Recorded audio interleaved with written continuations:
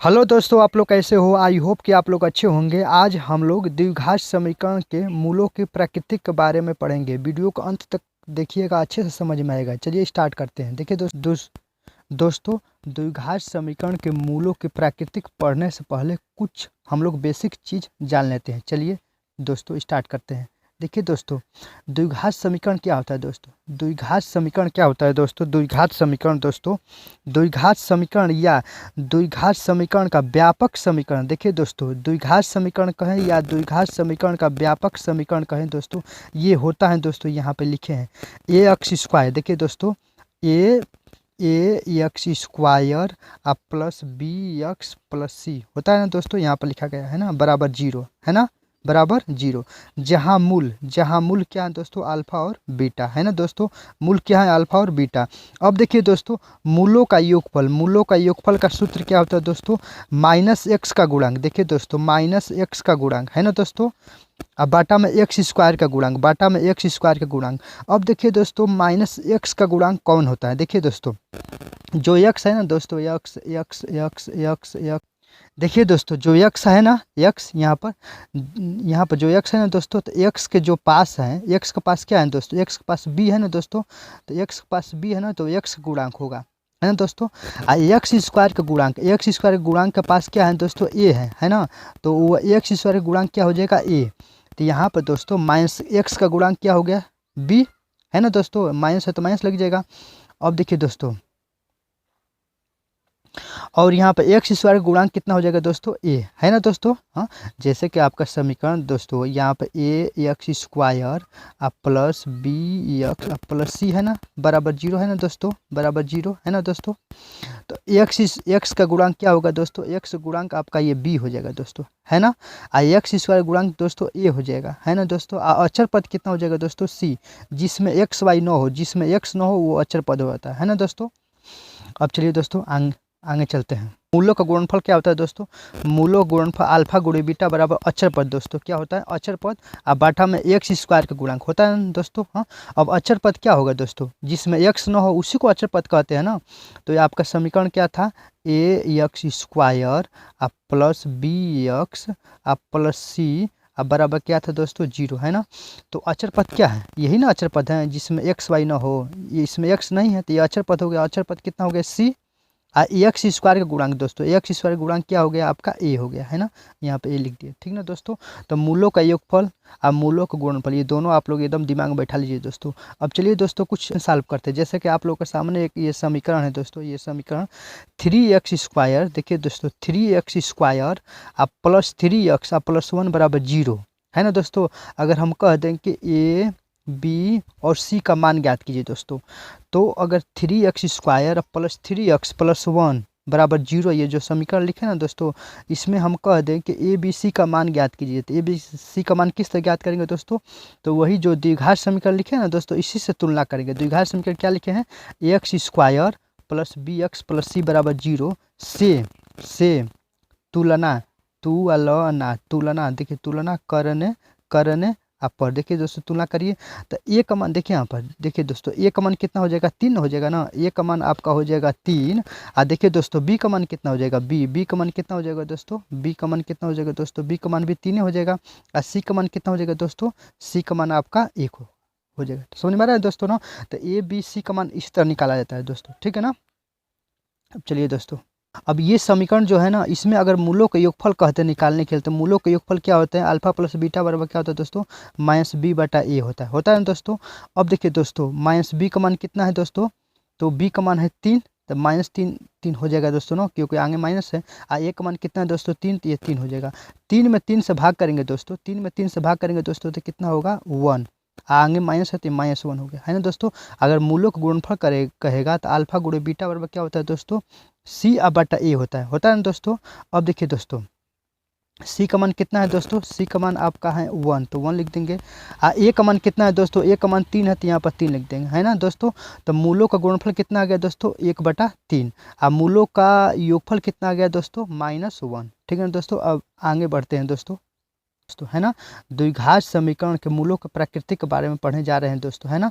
तो प्राकृतिक पढ़ने से पहले आपको दोस्तों विविक्तर मालूम होना चाहिए।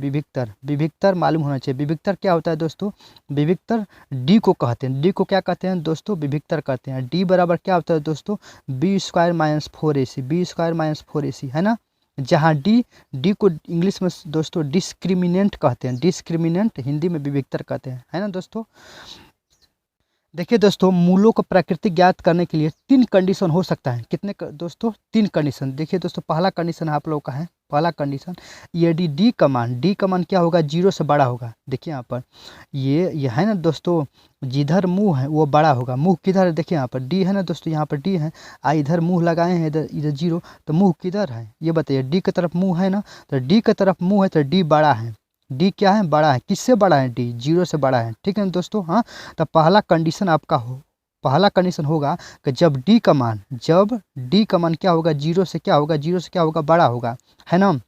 देखिए दोस्तों, जब भी डी कमान 0 से बड़ा होगा तो मूल क्या होगा दोस्तों? मूल आपका क्या होगा? यहाँ पर लिखे हैं दोस्तों, मूल वास्तविक मूल तथा भिन्न भिन्न होंगे।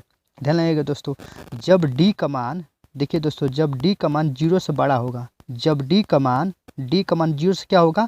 बड़ा होगा, तो मूल क्या होगा? मूल वास्तविक मूल होगा। वास्तविक मूल होगा तथा भिन्न भिन्न होगा, है ना दोस्तों। अब देखिए दोस्तों, दूसरा कंडीशन आपका है कि जब डी कमान 0 होगा, क्या होगा दोस्तों? जब डी कमान 0 होगा तो मूलों की प्रकृति कैसी होगी दोस्तों? 2 मूल बराबर होंगे। कैसी होगी? 2 मूल बराबर होंगे। अब देखिए दोस्तों, तीसरा कंडीशन में ये होगा कि डी कमान क्या होगा दोस्तों? डी कमान 0 से छोटा होगा। देखिए मुंह किधर है? मुंह किधर है? 0 की तरफ है ना। 0 बड़ा होगा। किससे बड़ा होगा? डी से बड़ा होगा, है ना। यानी डी से बड़ा होगा। कौन बड़ा होगा? 0, यानी डी कमान छोटा होगा। जब डी कमान 0 से क्या होगा? छोटा होगा दोस्तों। जब डी कमान 0 से छोटा होगा तो दोस्तों समीकरण का कोई हल नहीं होगा दोस्तों। ये मूलों का प्राकृतिक होगा दोस्तों, समीकरण का कोई हल नहीं होगा। चलिए दोस्तों, इस पर कुछ हम लोग सवाल सॉल्व कर लेते हैं। जैसे का पहला आपका क्वेश्चन है दोस्तों, यहाँ पर देखिए, यहाँ पर दोस्तों, है ना, x square minus 5x plus 6 बराबर 0 के मूलों की प्राकृतिक बताना है दोस्तों। मूलों की प्राकृतिक बताना है। और मूलों की प्राकृतिक बताने से पहले दोस्तों आपको डी का मान निकालना पड़ेगा, है ना। डी का मान निकालेंगे तभी तो बता पाएंगे। और डी बराबर क्या होता है दोस्तों? डी बराबर होता है बी स्क्वायर माइनस 4ac। और डी का मान निकालने से पहले आपका ABC का मान मालूम होना चाहिए, है ना दोस्तों। तो चलिए पहले ABC का मान निकालते हैं हम लोग। अब ABC का मान किस तरह निकालेंगे दोस्तों? देखिए, द्विघात समीकरण क्या होता है दोस्तों? द्विघात समीकरण होता है आपका ax square plus bx plus c बराबर 0। यही ना द्विघात समीकरण होता है दोस्तों। अब इसी के माध्यम से हम लोग ABC का मान निकालेंगे। पीछे के वीडियो में बता दिए हैं दोस्तों, है ना। अब a का मान क्या होगा दोस्तों? कुछ नहीं है तो a का मान 1 होगा ना दोस्तों, यहाँ पर, है ना। a का मान 1 यहाँ पर लिखे हैं। अब b का मान क्या हो जाएगा दोस्तों? b का मान -5 होगा ना दोस्तों। और c का मान अचर पद, c का मान यही ना होगा दोस्तों, c। हाँ, तो सी का मान कितना हो गया आपका? 6 हो गया, है ना दोस्तों। अब चलिए विविक्तर निकालना है, यानी मूलों का प्राकृतिक बताना है, तो डी का मान निकालना पड़ेगा। डी बराबर क्या होता है दोस्तों? डी बराबर होता है बी स्क्वायर माइनस 4ac। तो बी का जब बी का मान रखिए दोस्तों, बी का मान कितना है? -5 ना, तो -5 का स्क्वायर कर दीजिए दोस्तों, है ना। -4 और ए का जगह पर 1 और सी का जब दोस्तों 6, है ना। तो 5 5 कितना हो जाएगा दोस्तों? 25 और 6 6 कितना हो जाएगा दोस्तों? 24, है ना दोस्तों। 25 में 24 जाएगा दोस्तों, कितना हो गया? 1 आ गया। यानी डी का मान कितना आ गया दोस्तों? डी का मान, ये भी डी का मान है, ये भी डी का मान है ना। और डी का मान कितना आ गया दोस्तों? डी का मान आ गया आपका 1। कितना आ गया? डी का मान 1 आ गया, यानी कितना हो गया? 1 हो गया। तो हम बताए हैं दोस्तों कि डी इज ग्रेटर देन 0। देख रहे हैं ना, जब डी का मान 0 से क्या हो गया? बड़ा आ गया, है ना। डी का मान 1 आ गया तो 0 से बड़ा आ गया। और जब डी का मान 0 से बड़ा होगा तो मूल क्या होगा दोस्तों? कैसा मूल होगा बताइए आप लोग, बताइए। वास्तविक मूल तथा भिन्न भिन्न होगा, यही तो होगा मूल। वास्तविक मूल तथा भिन्न भिन्न होगा, है ना दोस्तों। चलिए दोस्तों, कुछ अगले एग्जाम्पल, अगले सवाल को हल करते हैं। जैसे कि पहला क्वेश्चन हम लिख रहे हैं आप लोगों का, 3x स्क्वायर दोस्तों, 3x स्क्वायर आप प्लस 3x आप प्लस 1 अब बराबर 0, है ना दोस्तों।